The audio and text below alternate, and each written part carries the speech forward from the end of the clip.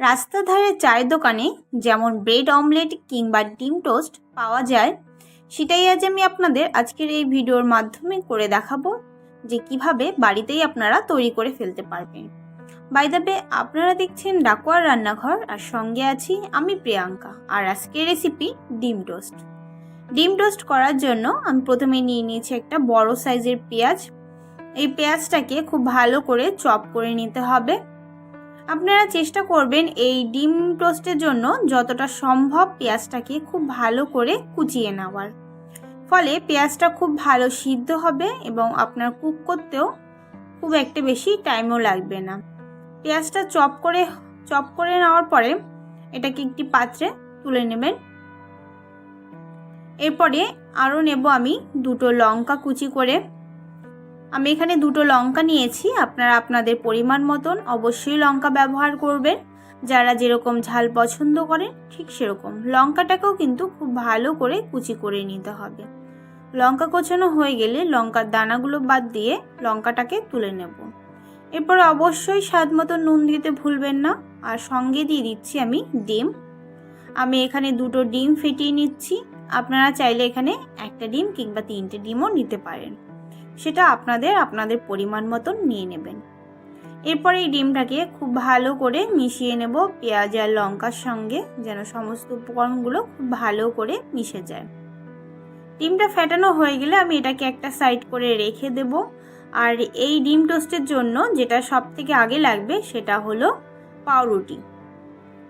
আমি এখানে 1/4 পাউন্ড পাউরুটি নিয়ে নিয়েছি। আর এই পাউরুটিটাকে মাঝখান থেকে কেটে দিতে হবে। সেক্ষেত্রে এটাকে কিন্তু ভাজতে খুব সুবিধা হবে, তার জন্য অবশ্যই এটাকে মাঝখান থেকে কেটে নেওয়ার চেষ্টা করবেন। গোটা কিন্তু একদমই ডিম টোস্ট হবে না। আর আপনারা নিশ্চয়ই দেখেছেন যে রাস্তার ধারে চায়ের দোকানগুলোতে যখন ডিম টোস্ট বিক্রি করে তারাও কিন্তু এই 1/4 পাউন্ড পাউরুটি কিন্তু ব্যবহার করে। আর আপনারা চাইলে অবশ্যই স্লাইস রুটি ব্যবহার করতে পারেন, তবে 1/4 পাউন্ড পাউরুটি দিয়ে খেতে বেশ ভালো হয়। এরপরে আমি একটি চাটু নিয়ে নিয়েছি। চাটুটা খুব ভালো করে গরম করে নিতে হবে অবশ্যই। আর এর ভিতরে দিয়ে দিচ্ছি সর্ষের তেল। অবশ্যই সর্ষের তেল ব্যবহার করতে হবে। রাস্তার ধারে দোকানগুলোতে কিন্তু ওরা সর্ষের তেলই ব্যবহার করে। তেলটা গরম হয়ে গেলে এর ভিতরে দিয়ে দিতে হবে ডিম। আমি এখানে অর্ধেকটা ডিম ব্যবহার করছি। এরপরে পাউরুটিটাকে ডিমের কাঁচা অংশের দিকে একবার জাস্ট লাগিয়ে অপোজিট পাশটা উল্টে ডিমের উপরে বসিয়ে দেব। এই একইভাবে দুটো রুটি করতে হবে। এরপর এটাকে লো টু মিডিয়াম ফ্লেমে 4 থেকে 5 মিনিট ধরে রেখে দিতে হবে। প্রথমবারটা কিন্তু ভাজতে একটু টাইম লাগবে, কিন্তু সেকেন্ড বারটা ভাজতে কিন্তু অতটা টাইম লাগবে না। প্রথমবারে যেহেতু ডিমটা রয়েছে নিচে, তার জন্য এটা কুক করতে একটু টাইম লাগবে। এরপর যখন হয়ে যাবে অপোজিট পাশটা ভাজা, তখন মাঝখান থেকে ডিমটাকে কেটে দেবেন। ডিমটা কেটে দিলে সেক্ষেত্রে উল্টাতে আপনার সুবিধা হবে।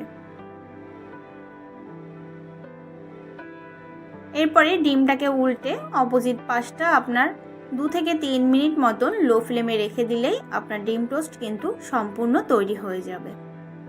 এই ডিম টোস্ট করতে কিন্তু একদমই বেশি সময় লাগে না, আপনার 5 থেকে 6 মিনিট মতন টাইম লাগবে। দেখুন অপোজিট পাশটা কিন্তু খুব সুন্দর হয়েছে। আর এই ডিম টোস্টটা যদি লো টু মিডিয়াম ফ্লেমে ভাজেন তাহলে কিন্তু ডিম টোস্টটা একটু ক্রিস্পিও হয়। এরপরে আমি আরেকটি ধরনের ডিম টোস্ট করে দেখাবো আপনাদের। আপনারা দুটোই করে দেখতে পারেন, যেটা আপনাদের বেশি টেস্টি মনে হবে সেটাই আপনারা বাড়িতে করে খাবেন। এরপরে আমি আরও একটু চাটুর উপরে দিয়ে দিচ্ছি 1 টুকরো বাটার। অবশ্যই এখানে বাটারটা নেওয়ার চেষ্টা করবেন, সেক্ষেত্রে কিন্তু এই টোস্টটার খুব সুন্দর টেস্ট আসবে। এরপরে রুটিটার সঙ্গে খুব ভালো করে আমি বাটারটা মিশিয়ে নেব। দুটো পাউরুটির সাথে কিন্তু খুব ভালো করে বাটারটাকে মিশিয়ে নিতে হবে। বাটারটা মেশানো হয়ে গেলে রুটি দুটো সাইড করে রেখে ওই একই প্যানের উপরে দিয়ে দিতে হবে 1 চা চামচ পরিমাণ সর্ষের তেল আর 1 টুকরো বাটার। ওই বাটারটাকেও খুব ভালো করে গলিয়ে নিতে হবে। বাটারটা যখন দেখবেন সম্পূর্ণ গলে গেছে, তখন বাদ বাকি ডিম যে ফ্যাটানোটা ছিল সেই ডিমটাকেও দিয়ে দিতে হবে। ডিমটা দেওয়া হয়ে গেলে উপর থেকে পাউরুটি দুটোকে বসিয়ে দেবেন। আর এটাকেও অবশ্যই আপনার 4 থেকে 5 মিনিট মতন মিডিয়াম টু লো ফ্লেমে রেখে দিতে হবে। আর মাঝখান থেকে অবশ্যই চিড়ে দিতে ভুলবেন না, তাহলে কিন্তু আপনার উল্টাতে অসুবিধা হবে। 5 থেকে 6 মিনিট পর যখন দেখবেন অপোজিট পাশটা কুক করা হয়ে গেছে কিংবা পেঁয়াজটাও খুব ভালো সিদ্ধ হয়ে গেছে, তখন এই ডিমটাকে উল্টে অপোজিট পাশটাও খুব ভালো করে একটু ভেজে নেবেন।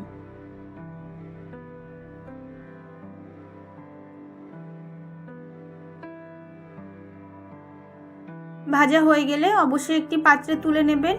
আর আপনারা যদি আরও একটু ঝাঁঝ বেশি পছন্দ করেন তাহলে এর উপর থেকে কিছু মশলাও ছড়িয়ে দিতে পারেন। তাই আমি দিয়ে দিচ্ছি প্রথমেই কিছুটা গোলমরিচের গুঁড়ো। এই গোলমরিচের গুঁড়োটাও অপশনাল, আপনারা না চাইলে নাও দিতে পারেন। আর দিচ্ছি চাট মশলা। চাট মশলাটাও অপশনাল, আপনারা না চাইলে নাও দিতে পারেন। রেসিপিটি ভালো লাগলে লাইক, কমেন্ট আর শেয়ার করবেন। আর আমার চ্যানেলে নতুন বন্ধু হলে অবশ্যই সাবস্ক্রাইব করবেন আর বন্ধুদের সাথে শেয়ার করবেন যদি রেসিপিটি খুব ভালো লেগে থাকে। আবার দেখা হবে পরবর্তী একটি রেসিপি নিয়ে। ভালো থাকবেন, সুস্থ থাকবেন।